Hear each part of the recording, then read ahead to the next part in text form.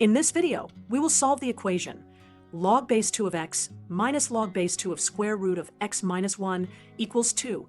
We will proceed step by step, ensure the domain is valid, and finish with a simple, real solution. Step 1. Combine the difference of logarithms using the property log base 2 of a minus log base 2 of b equals log base 2 of a over b. So we get log base 2 of x over square root of x minus 1 equals 2. Step 2. Exponentiate to remove the logarithm. If log base 2 of m equals 2, then m equals 2 squared, which is 4. Therefore, x over square root of x minus 1 equals 4.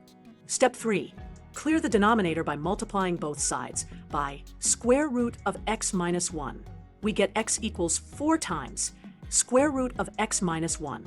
So x equals 4 times square root of x minus 4. Step 4. Substitute t equals square root of x with t greater than or equal to 0. Then x equals t squared. Substitute to get t squared equals 4t minus 4. Bring all terms to one side. T squared minus 4t plus 4 equals 0. Step 5. Factor the left-hand side as a perfect square. T squared minus 4t plus 4 equals t minus 2 quantity squared. Set it equal to 0. T minus 2 equals 0, so t equals 2. Step 6. Back substitute t equals square root of x.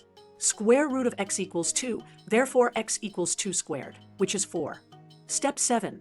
Domain check for the original logarithms. We need x greater than 0 and square root of x minus 1 greater than 0, which means x greater than 1.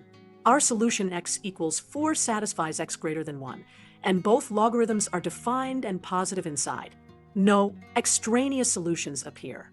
Therefore, the simple and real solution is x equals 4. Thanks for watching Myverse Maths.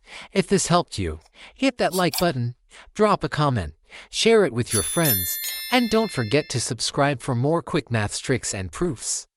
See you in the next one.